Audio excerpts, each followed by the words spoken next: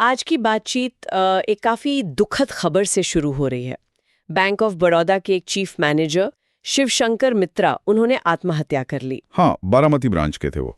और ये घटना मतलब काम के दबाव और मेंटल हेल्थ जैसे बड़े सवालों को सामने लाती है। बिल्कुल। तो आज हम सिर्फ इसी घटना पर नहीं बल्कि बैंकिंग सेक्टर और उससे भी आगे जाकर वर्क प्लेस स्ट्रेस, बर्नआउट और इनसे कैसे निपटा जाए, इस पर थोड़ी गहराई से बात करेंगे। जी, हमारे पास खबरें हैं, कुछ मनोवैज्ञानिक विश्लेषण है और मेंटल हेल्थ रिसोर्सेज से जुड़ी जानकारी भी है। हाँ, मकसद यही है कि ये दबाव क्यों है, इन्हें समझें, बर्नआउट के लक्षण कैसे पहचानें और वो कौन सी रणनीतियां हैं जो हमें मानसिक तौर पर मजबूत रहने में मदद कर सकती हैं। और शायद शुरुआत उनके सुसाइड नोट से करनी चाहिए, जिसमें उन्होंने बैंक से अपील की थी कि कर्मचारियों पर इतना दबाव न डालें। हाँ, या फिर वो जो खबर थी बैंक के 118वें स्थापना दिवस पर कथित तौर पर कुछ टारगेट्स दिए गए थे, 118 बचत खाते, ऐसा कुछ दिए, 118 सेविंग्स अकाउंट और शायद 18 रिटेल लोन।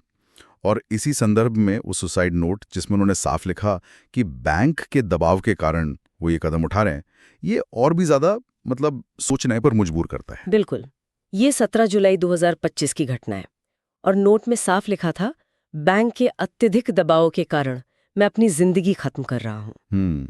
और ये भी पता चला कि उन्होंने हाल ही में VRS मतलब वॉलंटरी रिटायरमेंट स्कीम के लिए अप्लाई भी किया था। तो शायद वो पहले से ही इस बोझ को महसूस कर रहे थे। और जैसा आपने कहा, वो 118 लक्षों वाली बात जी। इसको उसी रोशनी में देखा जा रहा है। हाँ।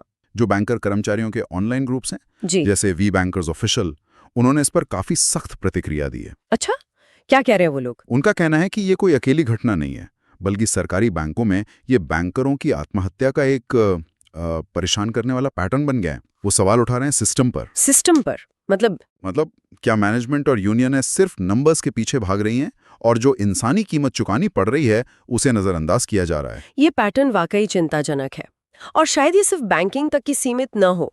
पुणे जैसे शहरों में भी सुनने में आ रहा है कि स्ट्रेस काउंसलिंग लेने वालों की संख्या बढ़ी है, करीब 10 से 20%। हाँ, ये ट्रेंड दिख रहा है। और NCRB के जो 2022 के आंकड़े हैं वो भी यही दिखाते हैं कि कुल आत्महत्याओं में करीब 9.6% प्रोफेशनल्स या वेतनभोगी कर्मचारी थे। बिल्कुल, ये आंकड़े सीधे सीधे वर्कप्लेस स्ट्रेस और बर्नआउट की तरफ इशारा करते हैं, जो एक काफी बड़ी समस्या बन चुकी है। हाँ, ये बर्नआउट शब्द आजकल बहुत सुनने में आता है। ये है क्या असल में? देखिए, WHO यानी विश्व स्वास्थ्य संगठन इसे एक सिंड्रोम मानता है जो लंबे समय तक चलने वाले वर्कप्लेस स्ट्रेस का नतीजा है, जिसे ठीक से मैनेज नहीं किया गया। अच्छा। इसमें व्यक्ति भावनात्मक, शारीरिक और मानसिक तीनों तरह से बिल्कुल थक जाता है, एग्जॉस्ट हो जाता है। और इसके कारण क्या होते हैं आमतौर पर? मुख्य कारण तो वही है, काम का बहुत ज्यादा बोझ, अपने काम पर कंट्रोल महसूस ना होना, ऐसा लगना कि सब कुछ आपके हाथ से बाहर है, काम और निजी जीवन का बैलेंस बिगड़ना और जरूरी सपोर्ट या पहचान, रिकॉग्निशन ना मिलना। हाँ, ये पहचान न मिलना भी एक बड़ा फैक्टर होता है। बिल्कुल। एक गैलप सर्वे था, उसमें पता चला कि करीब 44% कर्मचारी अक्सर काम पर बर्नआउट महसूस करते हैं। 44%, ये तो बहुत बड़ा नंबर है। जी। अब सवाल यह है कि क्या ये समस्या बढ़ रही है या हम इसे अब ज्यादा पहचानने लगे हैं? और इस डिजिटल युग ने शायद इसे और भी मुश्किल बना दिया है ना?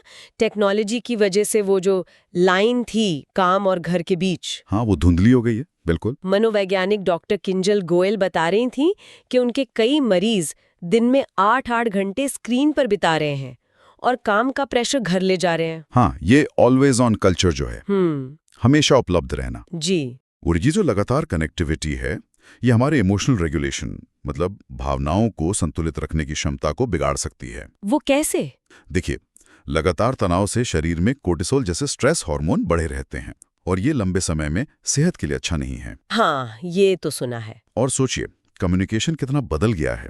टेलीग्राफ से लेकर आज AI तक अलग अलग पीढ़ियां इसे अलग तरह से इस्तेमाल करती हैं, जिससे उम्मीदें और दबाव भी बदल जाते हैं। सही बात है। जेन ज़ी का तरीका अलग है, बूमर्स का अलग। पर सवाल ये भी है कि क्या दोष सिर्फ टेक्नोलॉजी का है या हमारे इस्तेमाल करने के तरीके का भी है? ये भी सोचने वाली बात है। तो फिर इसका हल क्या है? इस सिचुएशन से निपटे कैसे? लगता है सबसे पहला कदम तो यही है कि इसे स्वीकार करें कि हाँ, बर्नआउट एक असली चीज है, एक प्रॉब्लम है। ठीक है, और फिर?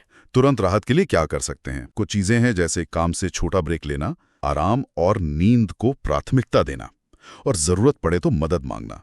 इसमें झिझकना नहीं। मदद मांगना, हाँ ये जरूरी है। ये तो हुए फौरी उपाय, पर लंबे समय के लिए हमें रेजिलियंस यानी मानसिक मजबूती बनानी होगी, और इसकी शुरुआत तो कम उम्र से ही होनी चाहिए। रेजिलियंस, इसको थोड़ा और समझाएंगे? हाँ, मतलब मुश्किलों से उभरने की क्षमता। इसमें कई चीजें आती हैं, जैसे अपनी सीमाएं तय करना। सीमाएं जैसे? जैसे डिजिटल डिटॉक्स, मतलब टेक्नोलॉजी से कुछ समय के लिए दूरी बनाना, या फिर ना कहना सीखना जब जरूरत हो। हाँ, ना कहना सीखना तो बहुत मुश्किल होता है कई लोगों के लिए। बिल्कुल।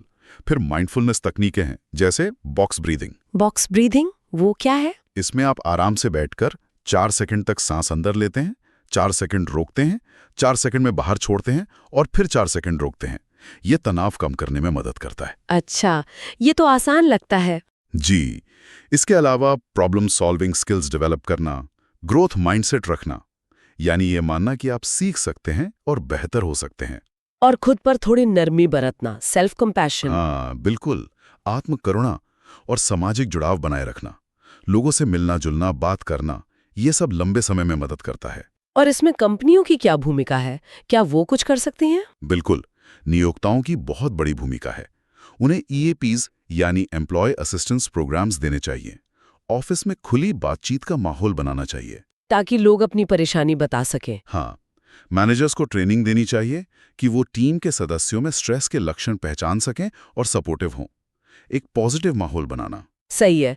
विश्व मानसिक स्वास्थ्य दिवस की थीम भी तो यही थी ना, कार्यस्थल पर मानसिक स्वास्थ्य को प्राथमिकता देना। जी बिल्कुल। तो कुल मिलाकर बात ये समझ आ रही है कि काम का दबाव एक हकीकत है, बर्नआउट के लक्षण और कारण समझना जरूरी है, डिजिटल जीवन का असर भी पहचानना होगा, और सबसे जरूरी मानसिक मजबूती बनाना और मदद लेना। बिल्कुल। और ये सिर्फ व्यक्ति की जिम्मेदारी नहीं है, सिस्टम में भी बदलाव की जरूरत है, वर्कप्लेस कल्चर में बदलाव की जरूरत है। हाँ। WHO का एक और आंकड़ा है कि डिप्रेशन और एंग्जाइटी की वजह से ग्लोबल इकोनॉमी को हर साल उत्पादकता में करीब $1 ट्रिलियन का नुकसान होता है। $1 ट्रिलियन, ये तो बहुत बड़ा आंकड़ा है। तो ये सिर्फ एक मानवीय मुद्दा नहीं है, ये एक बड़ा आर्थिक मुद्दा भी है।